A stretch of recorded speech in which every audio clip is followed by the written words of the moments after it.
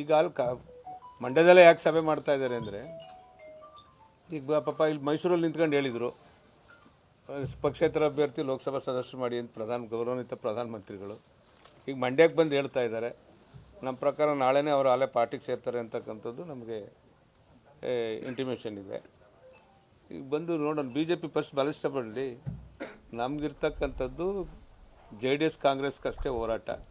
ಕಳೆದ ಬಾರಿ ನಮ್ಮ ನಾಯಕರು ಸುಪುತ್ರರಾದಂಥ ನಿಖಿಲ್ ಅವ್ರನ್ನ ಸೋಲಿಸ್ಲಿಕ್ಕೆ ಯಾವ ರೀತಿ BJPಯವರು, ಕಾಂಗ್ರೆಸ್ನವರು, ರೈತ ಸಂಘದವರು ಯಾರ್ಯಾರು ಒಗ್ಗಟ್ಟಾಗಿ ಮಾಡಿದ್ರು, ಈಗ ತೋರಿಸ್ಲಿ ಈಗ ಯಾರ್ಯಾರಿಗೆ ಮಾಡ್ತಾರೆ ಅಂತ ಗೊತ್ತಾಗುತ್ತಲ್ಲ. BJP ನಮ್ಮ ಜಿಲ್ಲೆಯಲ್ಲಿ ಬಲಿಷ್ಠ ಆದಷ್ಟು JDS ಭಾಳ ಎತ್ತರಕ್ಕೆ ಹೋಗುತ್ತೆ. 7 ವಿಧಾನಸಭಾ ಕ್ಷೇತ್ರದಲ್ಲಿ ಅತ್ಯಂತ ಪ್ರಚಂಡ ಬಹುಮತದಲ್ಲಿ ನಾವು ಗೆಲ್ತೀವಿ. ನನಗಿರೋ ಮಾಹಿತಿ ಪ್ರಕಾರ ನಾಳೆ ಸೇರ್ತಾರೆ ಪಾರ್ಟಿಗೆ ಅಂತ. ಅದು ಅವ್ರ ಪ್ರೈಮ್ ಮಿನಿಸ್ಟರ್ ಸಮ್ಮುಖದಲ್ಲೇ ಸೇರಬೇಕು ಅಂತ ಪ್ರಯತ್ನ ನಡೀತು, ಅದಕ್ಕೆ ಅವಕಾಶ ಕೊಟ್ಟಿಲ್ಲ ಅವರು. ಸರ್ಕಾರಿ ಕಾರ್ಯಕ್ರಮ ನಾವು ಪ್ರೈಮ್ ಮಿನಿಸ್ಟರ್ ಪ್ರೋಗ್ರಾಮಲ್ಲಿ ಸೇರಿಸಲ್ಲ ಅನ್ನೋ ಕಾರಣದಿಂದ ಅವ್ರು ಹೇಳಿದಾರಂತೆ. ಹೌದು ಸರ್, ನಮ್ಮ ಲೋಕಸಭಾ ಸದಸ್ಯನಾಗಿ ನಂದು ಬಹಳ ಮಹತ್ತರವಾದ ಜವಾಬ್ದಾರಿ 4 ವರ್ಷ ಭಾಳ ಚೆನ್ನಾಗಿ ನಿಭಾಯಿಸಿದ್ದೀನಿ.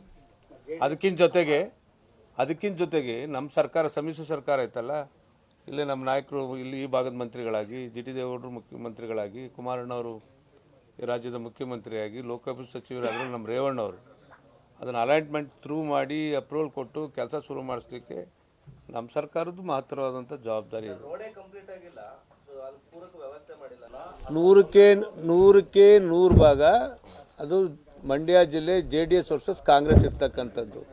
ಇವರೆಲ್ಲ ನಾನು ಕಳೆದೊಂದು ಉದಾಹರಣೆ ಕೊಟ್ಟನಲ್ಲ, ಲೋಕಸಭಾ ಚುನಾವಣೆಯಲ್ಲಿ ಎಲ್ಲ ಒಗ್ಗಟ್ಟಾಗಿ ಮಾಡಿದ್ರಲ್ಲ. ಈಗ ರೈತ ಸಂಘದವ್ರು ಹಾಕ್ಸ್ಕೊತಾರ, BJPಯವ್ರು ಹಾಕ್ಸ್ಕೊತಾರ, ಕಾಂಗ್ರೆಸ್ದವ್ರು ಹಾಕ್ಸ್ಕೊತಾರ. ನಮ್ಮ ಸೋತರು, ನಾನು MP ಆದಾಗ 5,26,000 ತಗೊಂಡಿದ್ದೆ. ಅದೇ ಅವ್ರು ಸೋತರು ಸಹ ಟೆಕ್ನಿಕಲ್ ಆಗಿ ನಮ್ಮ ನಿಖಿಲ್ ಕುಮಾರಸ್ವಾಮಿಯವರು 5.25 ಲಕ್ಷ ಓಟ್ ತಗೊಂಡ್ರು. ಈಗ ಅವ್ರ್ಯಾರು ಯಾರು ಹಂಚ್ಕೋತಾರೆ ಅವ್ರದ್ದು ಅವ್ರು ಹಂಚ್ಕೊಳ್ಳಿ. ಆಗ ಬಲಿಷ್ಠವಾಗಿ ಉಳ್ಕೊಳ್ಳೋದು ಯಾವುದು JDS. ಅದನ್ನು ನಾವು ತೋರಿಸ್ತೀವಿ, ಅದಕ್ಕೆ ಯಾಕೆ ತಲೆ ಕೆಡಿಸ್ಕೊಳ್ಳಾಗತ್ತೆ.